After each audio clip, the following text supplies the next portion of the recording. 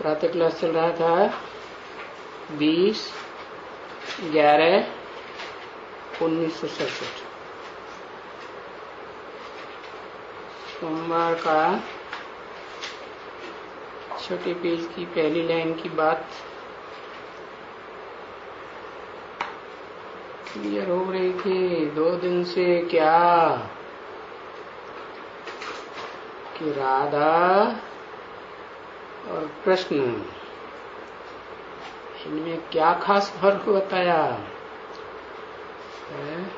कृष्ण को कहते हैं श्याम सुंदर, परंतु राधा को श्याम सुंदरी नहीं कहते।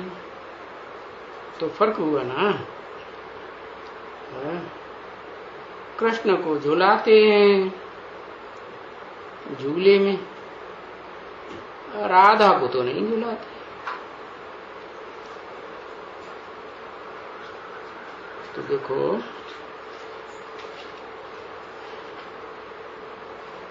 उनको नहीं कहेंगे श्याम सुंदरी और कह भी नहीं सकेंगे, क्योंकि श्याम सुंदर कहना तो एक के ऊपर ही शोभता है।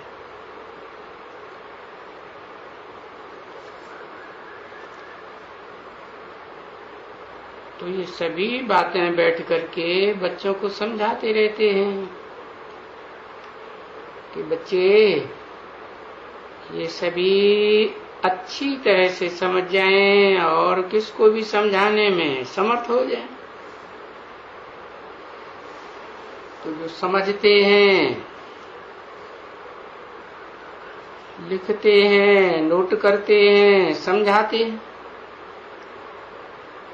ऐसे प्रैक्टिस करते रहते हैं। तो इसमें समझाने की भी प्रैक्टिस चाहिए ना। तो जिसकी जास्ती प्रैक्टिस होती है समझने की, समझाने की, और वो इंग्लिश में भी समझाते हैं, हिंदी में भी समझाते हैं, और जो भाषा जानते हैं अच्छी तरह से उस भाषा में समझाते हैं। अभी इंग्लिश में भी समझाते हैं।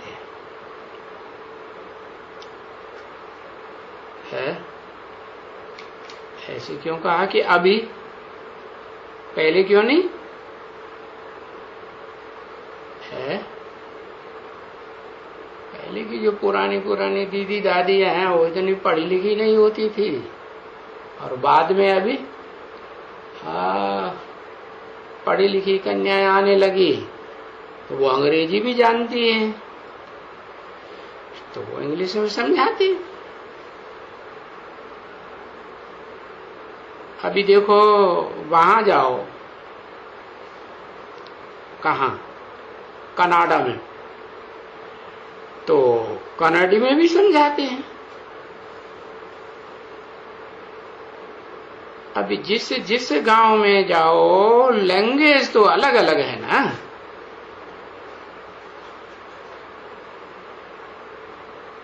गुजराती में भी तो समझाना पड़ता है।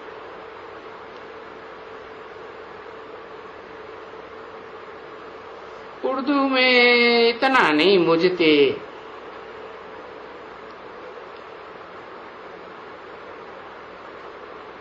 क्यों?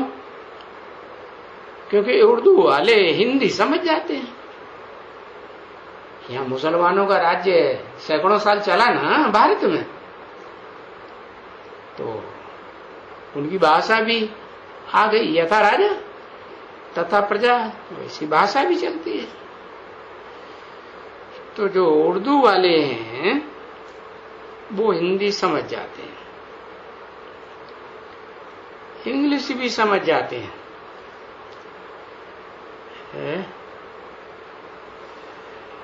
बाकी जो ये मद्रासी हो गए,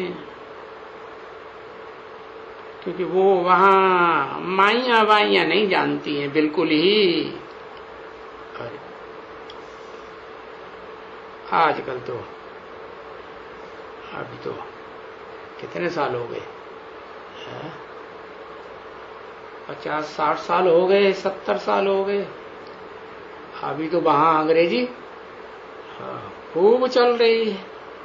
पहले की बात बताई 67 की, तो वहां मद्रासी लोग में माइयां नहीं जानती हैं बिल्कुल। उनको फिर ट्रांसलेटर चाहिए, तो जो ट्रांसलेट करते हैं उनका पता है कितना मान होता है।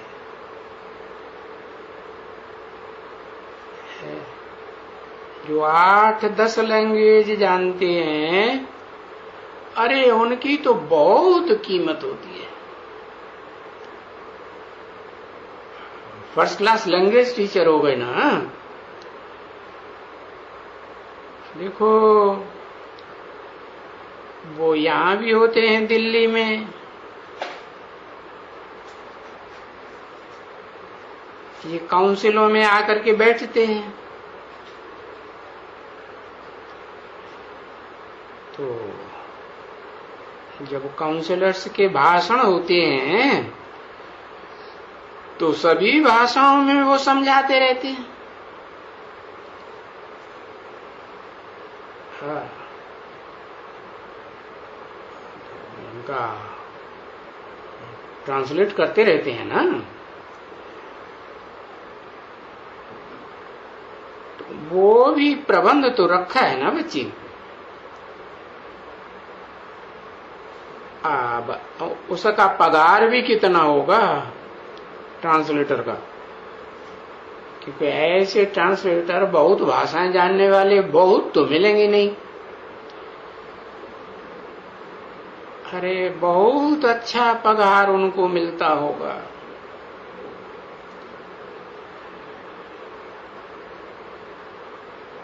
ऐसे तो पगार 1-2 से जास्ती होती ही है, क्योंकि इन सबसे जास्ती पगार तो इन साइंस घमंडियों को मिलता है। क्या बहुत पगार मिलता है, क्योंकि खर्चा उनको मिलता है। और जो ये बम बनाते हैं, समझा ना क्या?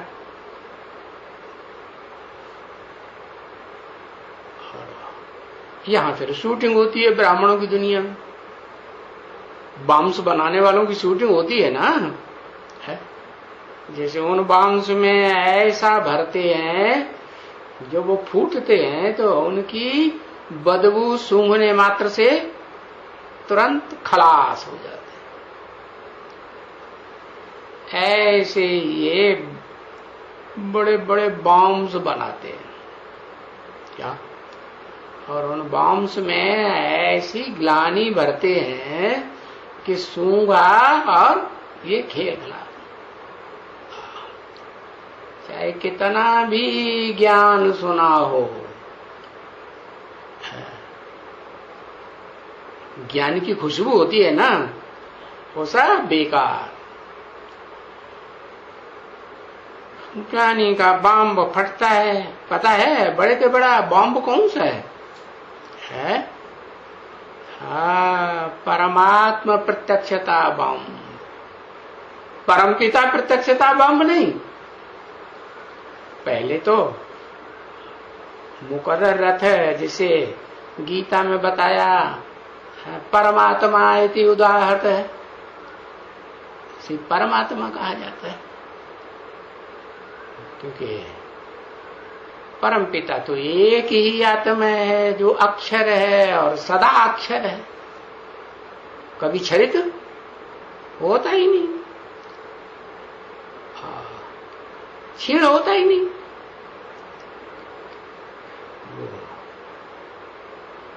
तो वो तो एक ही है, लेकिन वो जिस मुकर्रर रथ में प्रवेश करता है उसको भी आप समान तो बनाता है ना। तो वो जो कहा जाता है परमात्मा, माने जो भोगी आत्माएं हैं उनके बीच में परम पार्टधारी है। क्या भोग भोगने में भी परम पार्टधारी? कैसा कैसा भोग? एक तो होता है श्रेष्ठ इंद्रियों का भोग, और उससे भी ऊंचा इंद्रियातीत भोग। कौन सा? है? इंद्रियों से परे का भोग होता है ना? नहीं क्या? है? अरे सूर्य कलातीत है ना, तो कलातीत सुख देगा ना।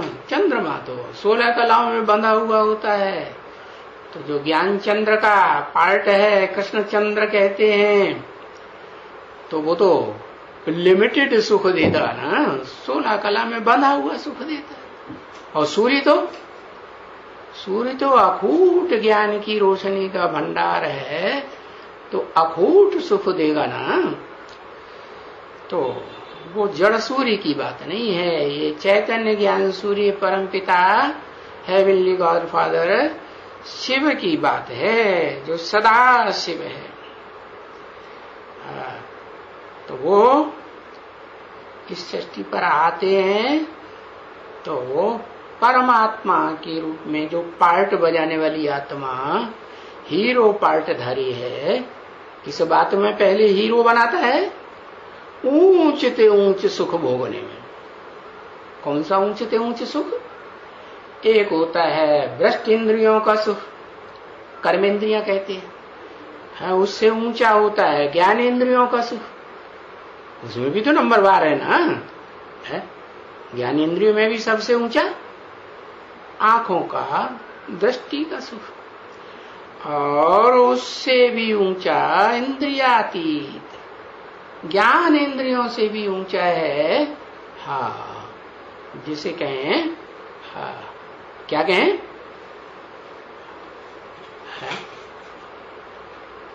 अतीन्द्रिय सुख, इंद्रियों से अतिरेक में जाने वाला। जैसे इंद्रियों का सुख भूल जाता है, वो अतीन्द्रिय सुख जिनको मिलता है, तो इंद्रियों का सुख इतनी उच्च कोटि का सुख है। तो वो जो हीरो पार्टधारी होगा, वो तो फिर ऊंचे से ऊंचा सुख भोगेगा ना, है?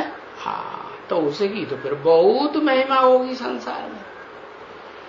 फिर ये कोई नहीं जानता कि जो ऊंच से ऊंच बनता है, वो फिर 4 अवस्थाओं से पसार होने के बाद इस सृष्टि रूपी रंगमंच पर, क्योंकि सारी सृष्टि का बीज है ना, बाप है, तो ऊंच से ऊंच कर्म में भी बाप है, ऊंच से ऊंच सुख भोगने में भी बाप है, शांति भोगने में भी बाप है, और नीचे से नीचे दुख और अशांति भोगने वालों का भी बाप है या नहीं है?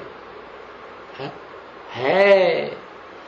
तो जब नीचे से नीचे सुख भोगता है भ्रष्ट इंद्रियों का, और सबसे जास्ती सुख भोगता। दुनिया में क्रिश्चियंस वगैरह होंगे यादव, उनमें तो फ्री है, उनके सरकार से कानून बना हुआ है, तुम कितनी भी शादियां करो, कितने भी डाइवोर्स दो, कितनों के साथ भी इंद्रियों का सुख भोग, छूट है कि नहीं? हाँ, छूट है। और सरकारी तौर पर नियम के मुआफिक शादी करो तो करो, नहीं करो तो गुप्त रूप में चाहे जितने के साथ सुख भोग। तो विभिचारी हुआ सुख या अव्यभिचारी हुआ? विभिचारी सुख। तो ये भारत में तो इसे बहुत बुरा मानते हैं। क्यों? क्योंकि भारतवासी जो आत्माएं, मनुष्य आत्माएं, उनमें जास्ती संख्या तो देवात्माओं की है ना, तो देवात्माओं ने तो ऊंच से ऊंच सुख भोगा है? ज्ञान इंद्रियों का सुख भोगा, 16 कला संपूर्ण सुख भोगा, इंद्रियातीत सुख भोगा। तो उनको ये बात बहुत खराब लगती है कि अच्छी लगती है?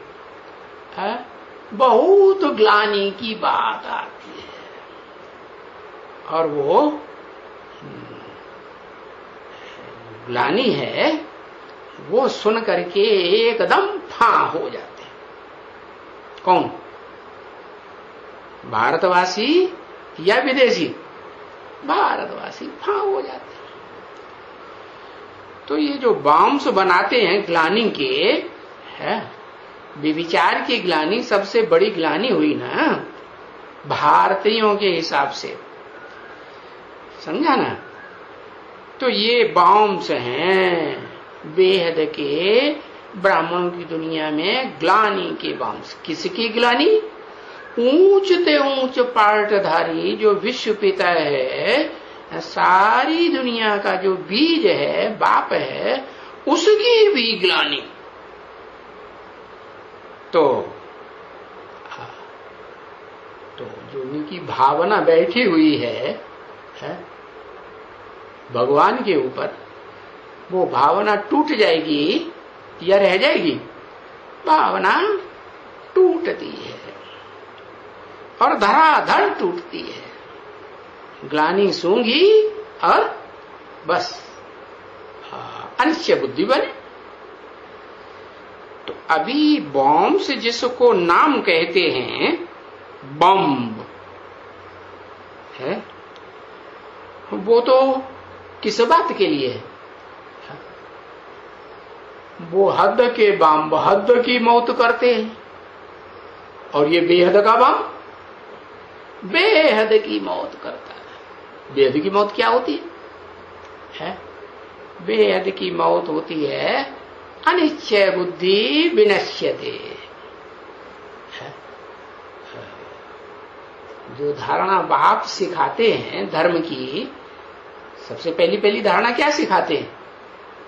फाउंडेशन में ही क्या धारणा सिखाते हैं?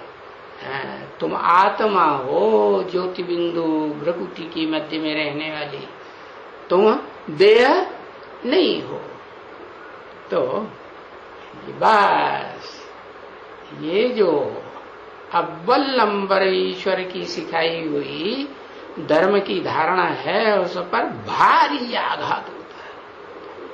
क्योंकि देव आत्माएं तो इसी धारणा के आधार पर सतयुग त्रेता में जिंदा रहती है कि मरती है?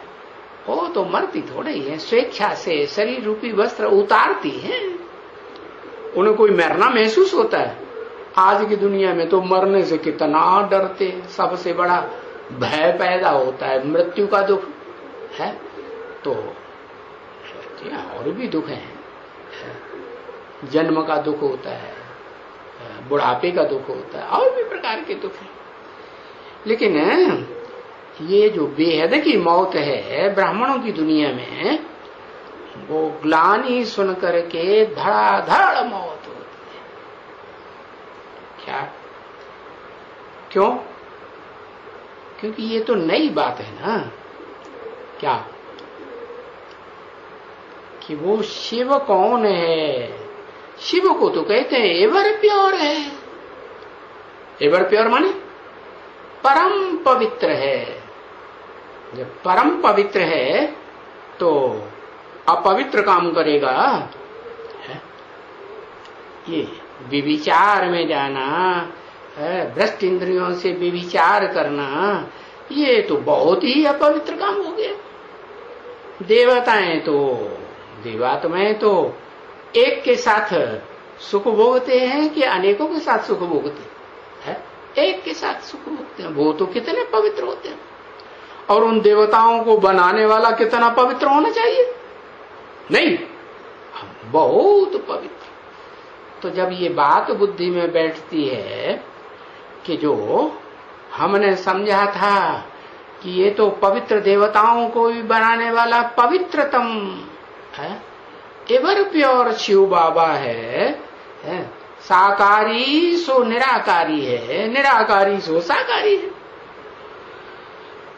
तो वो ग्लानि का बॉम्ब जब फूटता है और उसके ढेर के ढेर गवाह निकल पड़ते हैं। क्या थोड़े गवाह निकलते हैं कि ढेर के ढेर निकलते हैं? ऐसे नहीं कि थोड़े निकलते। हाँ, जैसे तुम बच्चों ने देखा सुना है, फर्रुखाबाद में ग्लानि हुई है ना, तो कितनों ने प्रूफ दिया, कितनों ने ये गवाही दे दी कि हाँ ये ऐसा ऐसा ऐसा ऐसा है, ऐसा ऐसा बेविचारी कर्म हमारे साथ भी किया, हमारे साथ भी किया, हमारे साथ भी किया। तो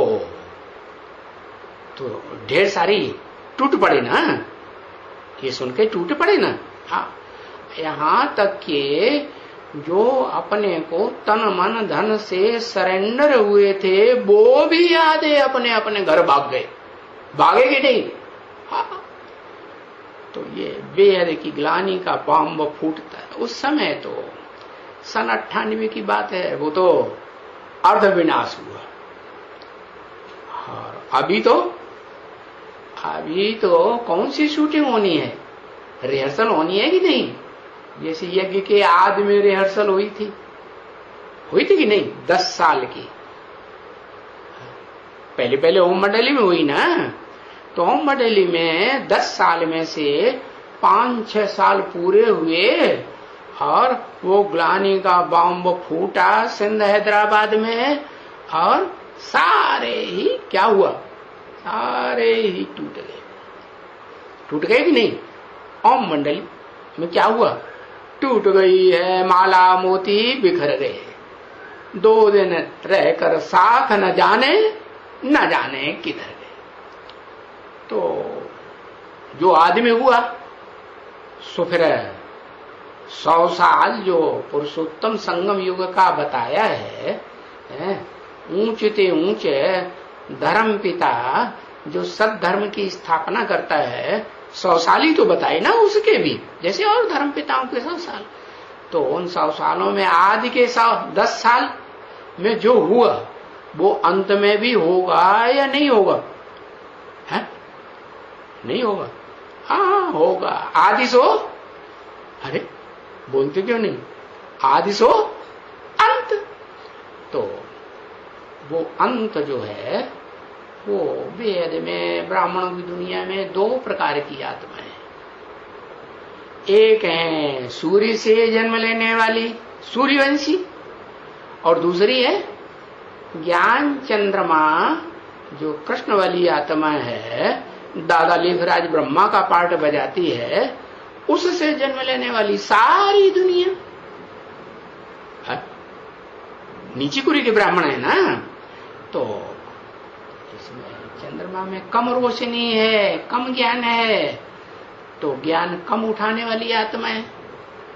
धुंधले प्रकाश में जन्म लेने वाली आत्मा है, उनमें तो ज्ञान कम है, तो फिर ज्ञान के आधार पर ही तो सुखी जीवन बनता है ना। हाँ, तो जो आत्माएं सूर्यवंशी हैं, सूर्य के सन्मुख बैठ करके सुनती हैं, बाप के रूप में, टीचर के रूप में, सुप्रीम टीचर के रूप में, सदगुरु के रूप में, तो वो आत्माएं जो हैं वो ऊंची हुई ना। हाँ, वो बाप समान बीज रूप आत्माएं हैं। तो बीज रूप आत्माओं की पहले शूटिंग होगी, रिहर्सल होगी ब्राह्मणों की दुनिया में, अंत में, या आधार मूर्त जड़ों की पहले रिहर्सल होगी?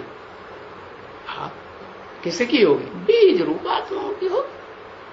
तो ये 10 साल और 20 साल की बात आई कि विनाश के कितने साल हैं, तो अव्यक्त बाप दादा ने बता दिया। अरे तुम बीज रूप आत्माओं के लिए जो ज्ञान सूर्य के डायरेक्ट बच्चे हो, उनके लिए तो 20 साल तो है ही नहीं। कितने हैं? ज्यादा से ज्यादा 10 साल। ये 10 साल के अंदर स्थापना भी है। कौन सी स्थापना? अरे रुद्रमाला पहले प्रत्यक्ष होती है ना, तो अभी तक माला बनी क्या? बनी?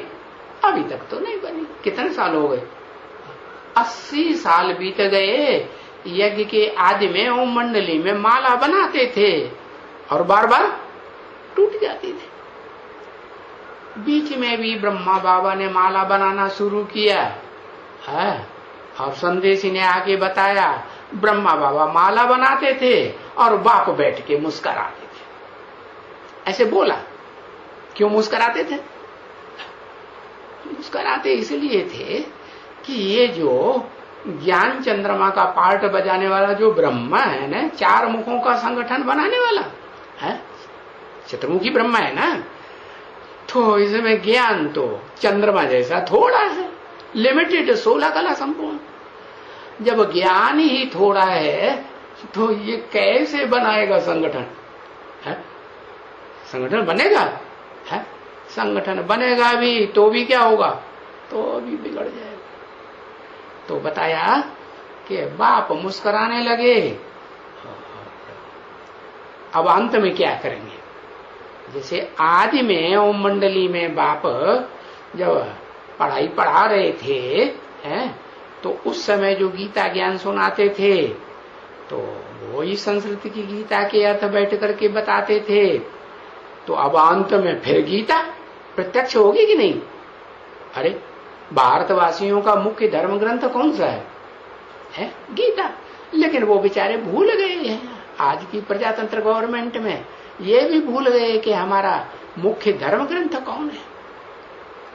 अगर जानते होते कि रिलीजन इज माइट, धर्म में ही ताकत होती है, तो फिर वो एक धर्म ग्रंथ को अपनाते। और प्रैक्टिकल में जानते भी हैं, देखते भी हैं कि मुसलमान देखो कुरान को ही मानते हैं, कोई दूसरी धर्म को पुस्तक को मान नहीं देते, वो ही पुस्तक पकड़ते हैं, पकड़ते हैं ना। हाँ, जब वो शपथ लेते हैं तो भी कुरान हाथ में देते हैं। और क्रिश्चियंस में भी बाइबिल ही ज्यादा पढ़ेंगे, बाइबिल को ही महत्व देंगे, कोई दूसरे धर्म ग्रंथ को महत्व उतना नहीं देंगे। तो उनमें ताकत है या नहीं है? एक धर्म ग्रंथ को मानने वालों में, एक धर्म पिता को मानने वालों में और एक धर्म को फॉलो करने वालों में आज दुनिया में ज्यादा ताकत है या जो अनेक धर्म पिताएं माने बैठे? कृष्ण भी भगवान, क्या गीता का भगवान, हाँ, और राम भी भगवान, हाँ, वो सूर्यवंशी है और वो विवस्वत रूप में सूर्य नाम है उसका। हाँ, उससे क्यों आकर के भगवान ने ज्ञान दान दिया जिसके आधार पर सद्धर्म की स्थापना हुई। तो कोई किसी को ढेर सारे उन्होंने बनाए हुए हैं धर्म पिताएं, सद्धर्म की स्थापना करने वाले। सत्य एक होगा कि अनेक होंगे? है? एक सत्य होता है। हाँ। और शास्त्रों में लिखा हुआ भी है कि एक शंकर ही है सृष्टि रूपी रंगमंच पर, जिसका कभी आत्मा का और शरीर का विनाश नहीं होता। विनाश नहीं होता है इसका मतलब ये नहीं कि स्थूल शरीर छोड़ते नहीं। अरे स्थूल शरीर तो छोड़ते हैं, लेकिन सूक्ष्म शरीर वो आत्मा छोड़ती है नहीं। सूक्ष्म शरीर में तो मन बुद्धि भी शामिल है ना। जो तत्व होते हैं ना देह का निर्माण करने वाले, उन 23-24 तत्वों में मन बुद्धि भी शामिल है। ऐसे नहीं पृथ्वी जलवायु अग्नि आकाश वगैरह भी हैं, वगैरह ही हैं, नहीं। तो बताया कि वो जो मन बुद्धि वाली आत्मा है और बीज रूप आत्मा है सृष्टि रूपी रंगमंच की, वो शरीर से भी सृष्टि पर कायम रहती है, सदा कायम। और आत्मा से भी, मन बुद्धि रूपी आत्मा से भी सृष्टि पर सदा कायम रहती है कि नहीं? सदा कायम, क्योंकि सत्य एक ही है ना वो, तो वो एक ही कायम रहता है और बाकी सब अपना शरीर छोड़ दे। अब ये है कोई कम समय के लिए, कोई ज्यादा समय के लिए। तो बताया कि वो जो एक है सत्य, उस सत्य धर्म पिता को भूल गए, असली रूप को। उसके सुनाए हुए ज्ञान के गीत, गीता ज्ञान को भी भूल गए है। पहले भारत की गवर्नमेंट में कोर्ट में गीता फिर भी हाथ में लेकर के शपथ दिलवाते थे। आजकल तो गीता की शपथ दिलवाना भी बंद कर दिया। क्यों? क्योंकि वो गवर्नमेंट ही ऐसी है। कौन सी? धर्म निरपेक्ष राज्य है। हमें किसी धर्म की अपेक्षा नहीं है। काहे की अपेक्षा है? हमें वोट देते रहो। तुम किसी धर्म के मानने वाला हो, किसी धर्म पिता को मानो, कोई भी धर्म ग्रंथ तुम पढ़ो, मानो है, समझो, लेकिन हमको क्या करो? हमको तुम वोट दे दो, सो हम गद्दी पर बैठ के तुम्हारे ऊपर राजाई डंडा बजाएं। हाँ, ऐसे ही ना? हाँ, ऐसे ही उन्हें वोट चाहिए। तो बताया कि वो धर्म को नहीं मानते, धर्म पिता को नहीं मानते और धर्म ग्रंथ को भी नहीं मानते। इसलिए इस गवर्नमेंट में कोई ताकत है? कोई कायदा कानून चलता है? आज एक मिनिस्टर बैठेगा, एक कानून बनाएगा, और कल दूसरा बैठ गया, वो दूसरे उस कानून को तोड़ दिया, नया कानून बना देते हैं। रोज नए कानून बनते हैं, रोज बिगड़ते हैं। तो कानूनी जो व्यवस्था है वो कायम रहेगी? कायम नहीं रहती। तो ये गवर्नमेंट जो है, इससे पहले जो गवर्नमेंट थी ना क्रिश्चियंस की, वहां कुछ कायदे कानून पक्के थे कि नहीं पक्के थे? कंट्रोल था या नहीं था? चलो, पुलिस का ही कंट्रोल था, लेकिन जो गुंडे हैं, चोर डकैत हैं, इनके ऊपर कंट्रोल था या नहीं था?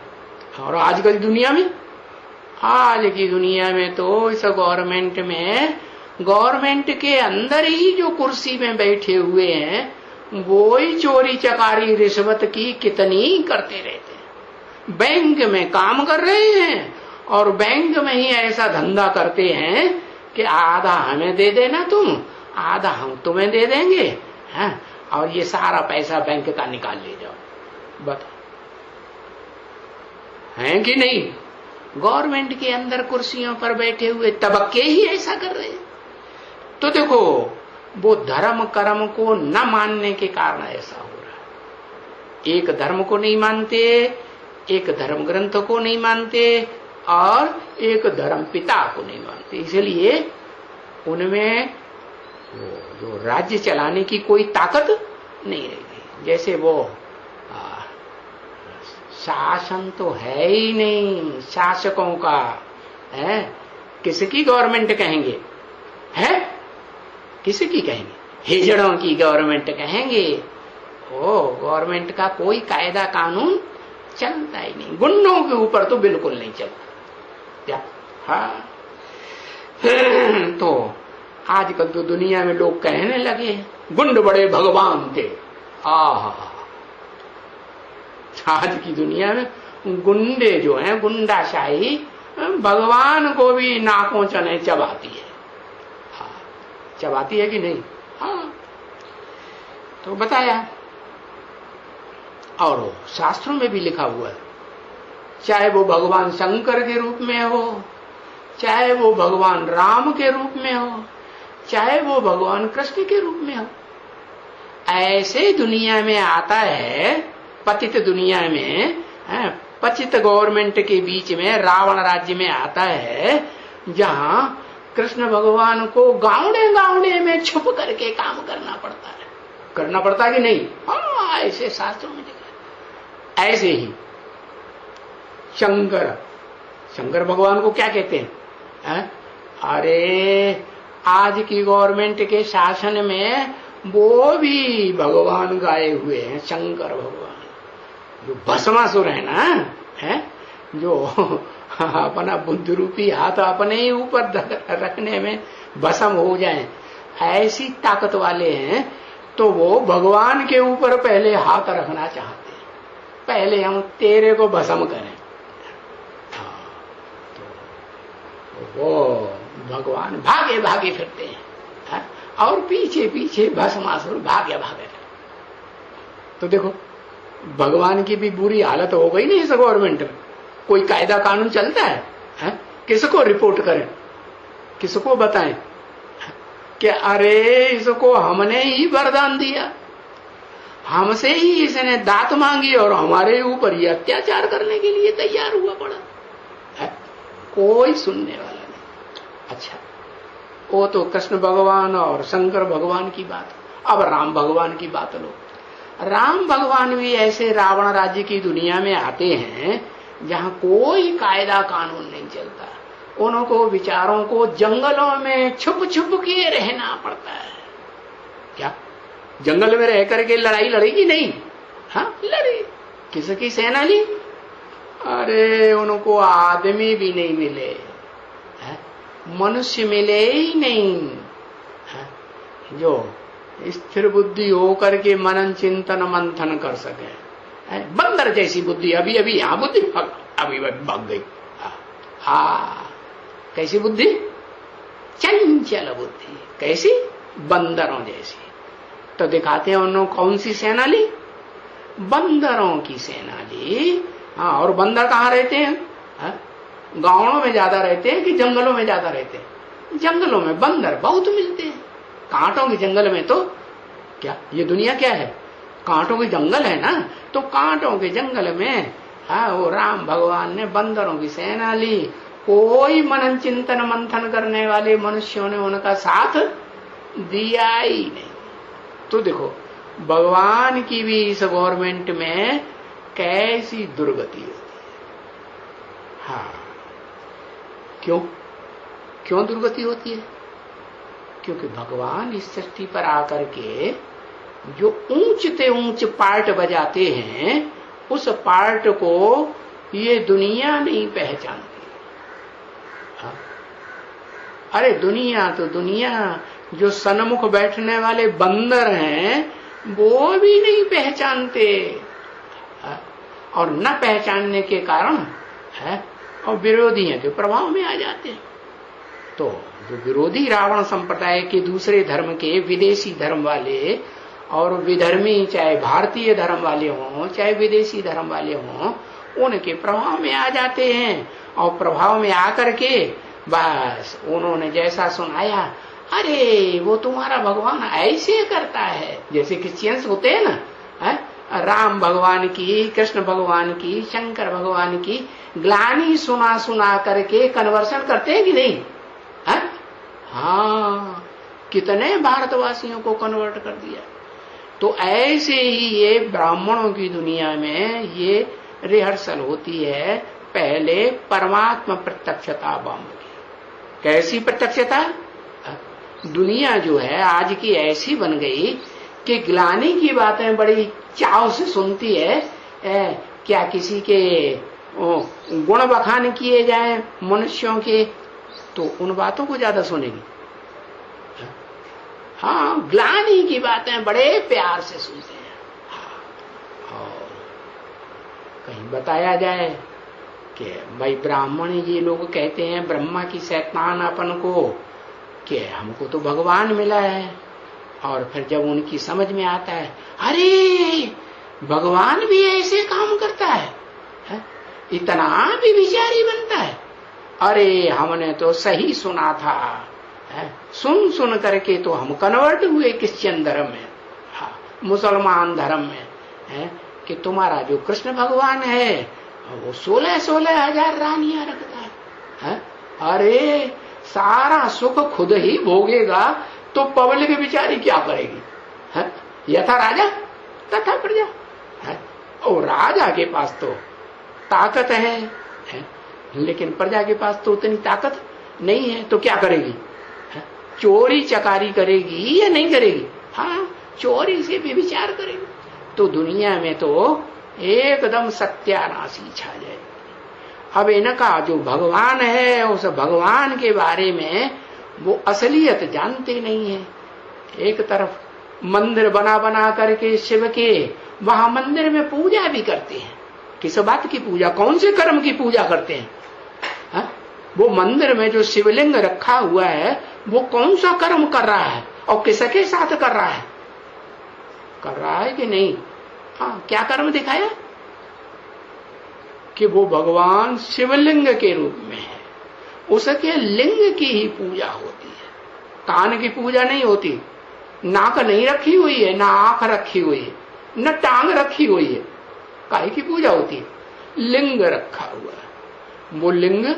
हाँ, वो काम दिखाया जाता है। जो दुनिया जो है वो तो फिर भी शर्म आती है तो छुप छुप के करती है, दुनिया को तो फिर भी शर्म आती है। लेकिन ये तो मंदिर बना के सारी दुनिया दर्शन करने आ रही है और उसको हाँ ये दिखावा कर रहा है। क्या कर रहा है कि देखो मैं ये कर रहा हूं।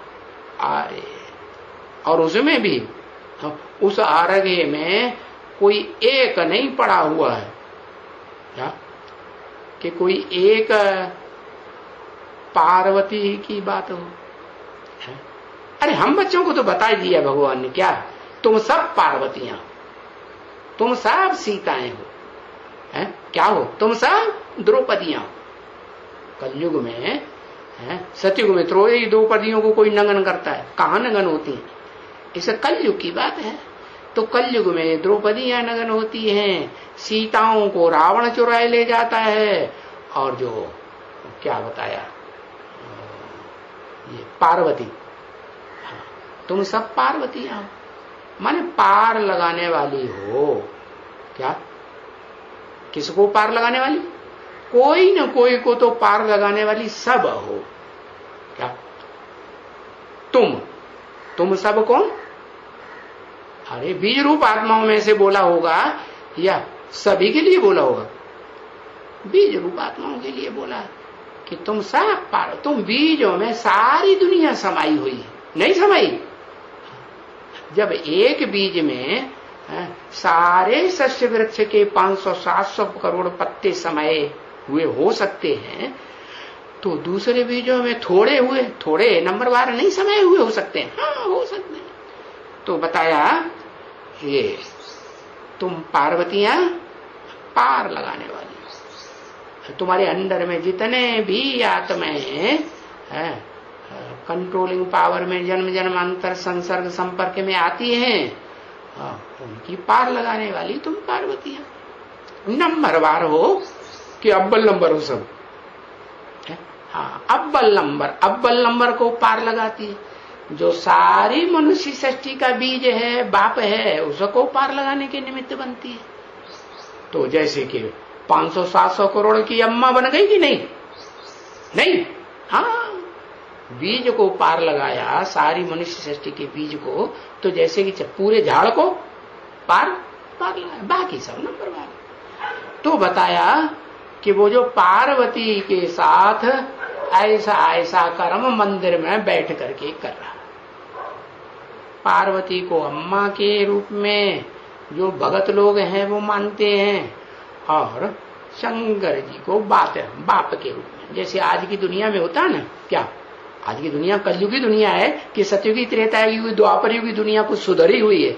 नहीं, बिगड़ी हुई दुनिया। आज के जो बच्चे हैं ना, वो माँ बाप हरकत करते रहते हैं, शैतानी हरकतें आपस में, और बच्चे आंखें खोल करके देखते रहते हैं, ये मम्मी पापा क्या कर रहे हैं। करते हैं कि नहीं? देखते हैं कि नहीं? ऐसे बच्चे देखते हैं, और फिर वो जैसा माँ बाप करेंगे वैसे वो बच्चे भी करते हैं कि नहीं? करते हैं। तो ऐसी जब दुनिया बन जाती है कि माँ बाप को माँ बाप के रूप में वो बच्चे हैं, सब बच्चा बुद्धि है, समझते ही नहीं। क्या ये माता पिता है, ये हमारी जिंदगी के हैं मालिक हैं। अरे बच्चा पैदा होता है, उसकी जिंदगी का मालिक माँ बाप होते हैं कि नहीं? अगर माँ बाप को ये पता चले, जैसे औरंगजेब और शाहजहां को ये पता चले कि ये मेरा बच्चा औरंगजेब मेरे को जेल में डाल देगा, या जेल में पड़े सड़ते रहो, तो वो चाहे तो उस बच्चे को अगर मालूम हो पहले से तो मार सकता है कि नहीं? हाँ, उसी समय मार सकता है। तो बच्चे की जिंदगी का मालिक माँ बाप हुआ कि नहीं हुआ? तो बताया कि तुम बच्चे जो हो वो इस दुनिया में आकर के बंदर जैसे बेशरम बन पड़ते हो। जैसे बंदरों की आज की दुनिया है ना, तो बंदरों की दुनिया में जैसे बेशर्मी होती है, बंदर बंदरिया कहाँ पेड़ की टुंगस के ऊपर बैठ करके विकार भोगते हैं। भले उनके सब बाल बच्चे देखते रहे और सारी दुनिया मनुष्य मात्र देखते रहे, सब प्राणी मात्र देखते रहे, उन्हें कोई शर्म नहीं। ऐसे ही आज की दुनिया जो बनती जा रही है और बन गई, तो इस दुनिया में समझते हैं कि ऐसे तो सभी पतित हैं। समझते हैं कि नहीं? सारी दुनिया पतित है, अंदर से समझते हैं। लेकिन जब भगवान के बारे में सुनते हैं कि ये तो भगवान का पार्ट बताते हैं और भगवान बताते हैं और भगवान ऐसे ऐसे कर्म करते हैं बंदरों जैसे। बंदरों का भी बाप है कि नहीं? भगवान जो है, जो इस सृष्टि का बाप है, मनुष्य सृष्टि का बाप है ना, तो मनुष्यों का भी बाप है, देवताओं का भी बाप है, राक्षसों का भी बाप है और प्राणी मात्र का भी बाप है कि नहीं? प्राणी में पशु पक्षी आ जाते हैं कि नहीं? आ जाते हैं, कीड़े मकोड़े सब आ जाते हैं। इसलिए कह दिया है, क्या शास्त्र में लिख दिया, मनुष्य आत्मा 84 लाख योनियों में जाती है। तो क्या हर मनुष्य आत्मा 84 लाख योनियों का पार्ट बजा सकती है? नहीं, वो तो एक आत्मा की बात है कि वो ऊंचते ऊंचे क्या विष्णु देवता का भी पार्ट, वैकुंठवासी का भी, वैकुंठ के अधिपति का भी पार्ट बजाती है। और इस नीच दुनिया में नीचते नीच जो कीड़े मकोड़े हैं ना, बहुत दुखदायी होते हैं। दुख देने के अलावा और उनका कोई दूसरा धंधा होता ही नहीं। ये मक्खी मच्छर क्या करते हैं? सुख देते हैं या दुख ही देते हैं? किसी को सुख देते हैं? मच्छर तो दुख देता ही है। तो बताया उनसे भी जास्ती जो शरीर के अंदर बीमारी के कीटाणु पड़ते हैं कि नहीं? हाँ, एक एक बूंद में मलेरिया के कितने कीटाणु होते हैं। हाँ, इन आंखों से दिखाई नहीं पड़ते, परंतु वो भी तो प्राणी है ना। प्राणी है या नहीं? वो सब प्राणी। तो उनसे भी जास्ती नीच कर्म करने वाला वो मनुष्य सृष्टि का वो बाप है या नहीं है? कौन? आत्माओं का बाप, या आत्माओं का बाप जिस मनुष्य सृष्टि के बाप में प्रवेश करता है वो बाप? हाँ, जो मनुष्य सृष्टि का बाप है ना, हाँ, उस मनुष्य सृष्टि में तो मनुष्य के अंडर में इस दुनिया के सारे प्राणी पलते हैं कि नहीं? तो बताया वो जो बीज रूप बाप है वो ऊंचते ऊंच और नीचते नीच पार्टधारी है। उसके ऊंचते ऊंच पार्ट को दुनिया नहीं समझती है कि वो जो काउंटलेस के साथ, दुनिया समझती है 16,000 के साथ ऐसा ऐसा कर्म करता है तो बहुत पतित है। अपन को तो समझते थे कि हम तो इतना पतित नहीं थे, हम तो फिर भी लिमिटेड में थे। तो जो ग्लानि फैलती है ना किन में, खास भारतवासियों, तो वो बहुत हो हल्ला मचाते हैं। कौन हो हल्ला मचाते हैं? बाहर की दुनिया वाले। यूरोप के जो विदेशी लोग हैं वो उस हो हल्ले से ज्यादा प्रभावित होते हैं या असलियत को वो पहले समझते हैं? कृष्ण की जो 16,000 रानियों की बात है, उस बात की असलियत को जब भगवान बाप आकर के क्लियर करते हैं तो पहले कौन समझता है? विदेशी समझते हैं कि भारतवासी समझते हैं? विदेशी समझते हैं, भारतवासी नहीं समझते हैं। और भारतवासी तो क्या और ही वितंडावाद फैलाते हैं। अरे हमने जिसको भगवान समझा वो भी ऐसा नीच कर्म करने वाला है। सिर्फ ऐसे नहीं कि ब्राह्मणों की दुनिया में वो जो शूटिंग करने वाले बेसिक ब्राह्मण हैं, ब्रह्मा कुमार कुमारी नाम देते हैं, अपने बाप का नाम नहीं बताते हैं शर्म के मारे। तो वो ही ऐसे समझने वाले हैं। नहीं, उनकी बात तो छोड़ दो, वो तो बच्चा बुद्धि है? जैसे ब्रह्मा बाबा बच्चा बुद्धि था या सालिम बुद्धि था? जो उसके मुख से शिव बाप आकर के ज्ञान सुनाते हैं, गीता का ज्ञान, उस गीता ज्ञान की गहराई को वो समझता था? नहीं समझता था। न समझने के कारण बच्चा बुद्धि हुआ। तो उसके फॉलोअर्स सब कैसे हुए? बच्चा बुद्धि या सालिम बुद्धि? सगीर नहीं, बच्चा बुद्धि। तो उनकी तो बात छोड़ दो। लेकिन जो कहते हैं कि हम एडवांस ज्ञान लेते हैं, भगवान के सन्मुख बैठ करके हम सन्मुख पार्ट बजाते हैं पढ़ाई पढ़ने का, तो वो भी ग्लानि के चक्कर में फंस जाते हैं या नहीं फंस जाते? हाँ, वो भी उस ग्लानि करने वाले जो कन्वर्टेड बीज रूप आत्माएं हैं, वो इतनी खतरनाक बनती हैं कि जिस बाप को उन्होंने यज्ञ के आदि में अपने खून से लिख लिख करके दिया था क्या कि यही हमारा बाप है परम पिता, और अभी अंत में गवर्नमेंट के स्टाम्प पेपर पर लिख लिख करके दिया है, या पहले पहले शुरुआत में सादा कागज पर भी लिख करके दिया है? हाँ, दिया है कि नहीं? और गवर्नमेंट के कोर्ट के सामने एफिडेविट भी लिखा, शपथ पत्र। नोटरी होता है वो भी कोर्ट है कि नहीं? गवर्नमेंट के द्वारा स्थापन किया हुआ कोर्ट है। तो कोर्ट के सामने बैठ करके अंजाम किया कि ये हमारा भगवान बाप है, हमें भगवान बाप मिल गया। फिर क्या करते हैं? दो गले हैं कि नहीं? दो गले, एक बाप नहीं बनाते हैं। फिर क्या करते हैं? ढेर सारी विष्णु पार्टी निकलती है, और उन विष्णु पार्टी में बड़े बड़े भगवान बन करके बैठ जाते हैं। और फिर क्या करते हैं? वो कन्वर्ट होने वाले जो बीज रूप हैं, जिनके ऊपर दूसरे दूसरे धर्मों का छिलका चढ़ा हुआ है, वो सब बीज रूप आत्माओं की बुद्धि को क्या करते हैं? भ्रष्ट करते हैं। क्या? तो छिलका उतारते हैं कि छिलका और ही ज्यादा चढ़ जाता है। क्या होता है? वो विधर्मियों का छिलका और ही ज्यादा मजबूत हो जाता है। इतना बड़ा बड़ा ग्लानि का बम, परमात्मा प्रत्यक्षता बम फोड़ते।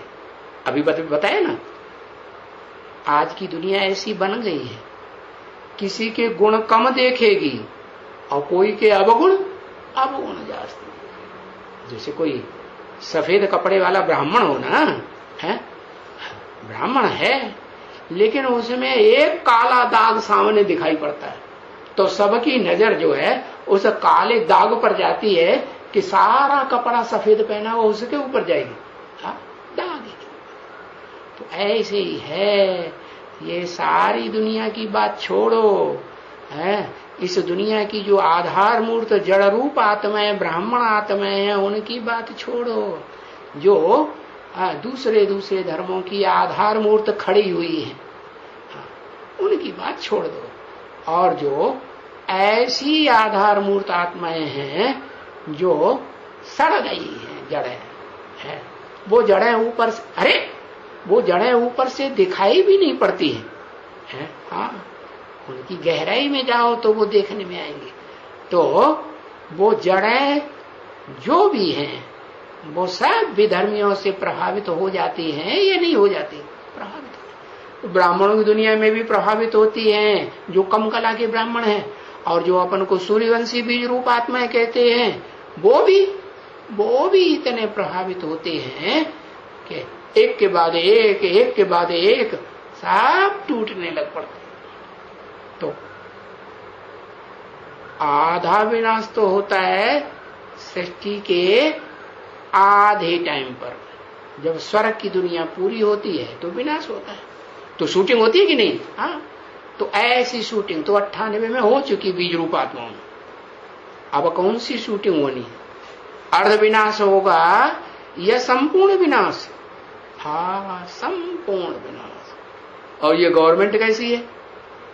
गवर्नमेंट को तो जो पक्के प्रूफ हैं नहीं मिलते हैं, तो बस सुनी सुनाई बातों के आधार पर विश्वास कर लेते हैं। वो विटनेस ने, वो गवाह ने विटनेस दे दी, अच्छा एक की बात छोड़ो, दूसरे गवाह ने विटनेस दे दी, फिर तीसरा निकला, चौथा निकला, पांचवा निकला, अरे ये तो सैकड़ों हजारों निकल पड़े जिन्होंने बताया कि हाँ हमारे साथ ऐसा ऐसा हुआ, वैसा वैसा हुआ, हमारे साथ ये जोर जबरदस्ती हुई, हमारे साथ बलात्कार हुआ।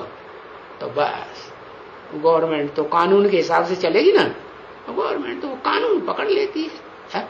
हाँ, तो बताया कि गवर्नमेंट जो है वो तो अन्यायी गवर्नमेंट है कि भगवान के स्थापन किए हुए शासक हैं, राजाएं हैं, कुर्सी पे बैठे हुए। भगवान ने उनको राजा बनाया या प्रजा ने राजा बनाया? किसने बनाया? भगवान ने राजा बनाया। ऐसे तो नहीं कहेंगे प्रजा ने राजा बनाया ना। प्रजा में तो फर्स्ट क्लास प्रजा, सेकंड क्लास प्रजा, थर्ड क्लास, फोर्थ क्लास प्रजा भी होती।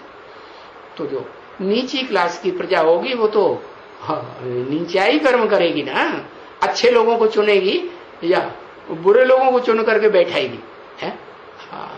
जो नीची किस्म की प्रजा होती है, जैसे बाप आते हैं तो कहते हैं मैं 4 प्रकार की वर्ण की रचना करता हूं। उनमें प्रजा में ब्राह्मण भी होते हैं, क्षत्रिय भी होते हैं, वैश्य भी होते हैं, और नीच कर्म करने वाले, चोरी डकैती लिच्चा लफंगी करने वाले भंगी भी होते हैं, चमार भी होते हैं। और वो चोरी चकारी भी जब करने जाते हैं ना मिल करके, तो किसकी पूजा करते हैं? महागौरी की पूजा करते हैं कि महाकाली की पूजा करते हैं? किसकी पूजा करते हैं? और जब जास्ती चंडालनी है ना, तो उसे की पूजा करते हैं। चंडिका देवी उनका नाम दिया गया है। तो बताया कि इस जो रावण राज्य की दुनिया में जो राज्य चल रहा है, इसमें जो प्रजातंत्र राज्य में जो नीची किस्म की प्रजा की संख्या ज्यादा होती है या ऊंचों की संख्या ज्यादा होती है?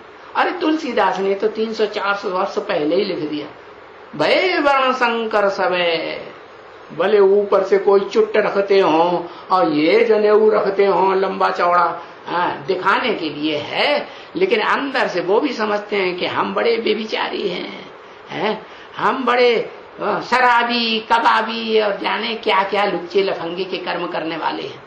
अंदर से तो समझते हैं, लेकिन बाहर की दुनिया में बड़ा अपन को बड़ा पंडित विद्वान आचार्य और बड़ा सन्यासी समझ करके दिखाते हैं। ऐसे होता है कि नहीं?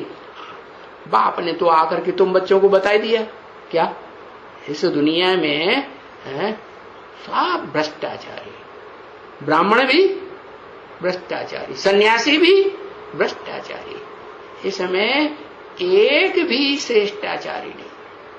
और जो श्रेष्ठाचारी है और श्रेष्ठ धर्म की स्थापना करने वाला है, वो आकर के जो पार्ट बजाता है कर्म इंद्रियों से, भ्रष्ट कर्म इंद्रियों से, वो भ्रष्ट कर्म इंद्रियों के पार्ट को भी वो नहीं समझते कि वो मन बुद्धि से उपराम रहता है, तो उसके ऊपर पाप चढ़ेगा या नहीं चढ़ेगा?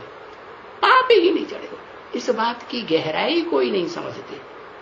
न समझने के कारण भगवान के पार्ट को भी लुच्चा लफंगा है, जार कर्म करने वाला समझ लेते। तो बताया कि ऐसी दुनिया जब बन जाती है तो क्या होता है? उनकी दुनिया में समझाने वाला कोई है ही नहीं जिसको कोई समझाए। अरे भगवान की भी इतनी ग्लानि कर दी तो भगवान की बात कौन मानेगा? सुनेगा? कोई मानेगा नहीं। फिर भी नंबरवार तो इस दुनिया में होते हैं या नहीं कि सभी के जैसे?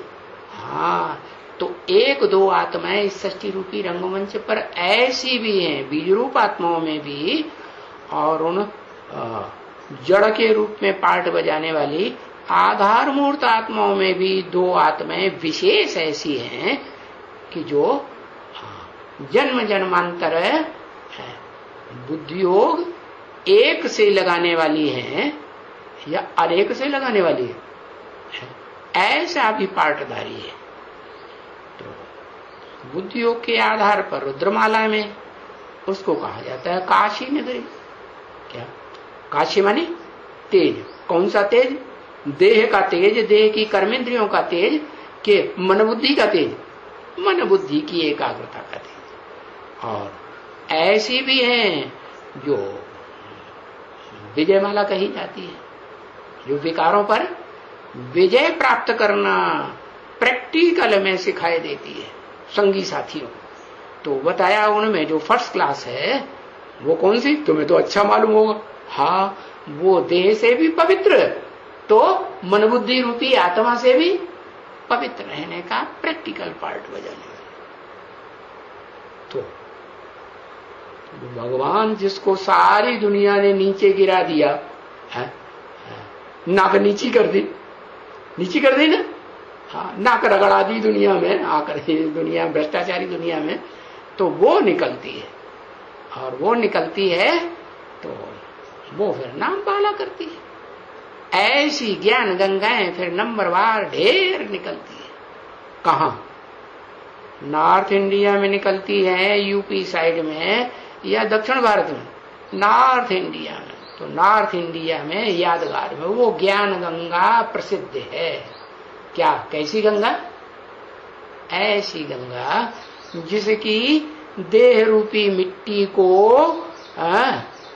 जो रेत होता है ना, सैंड, उसको पूरे शरीर पे अच्छी तरह थोप लो है, और एक लोटा बड़ा भर करके पानी डालो, वो सारा फट से पट से।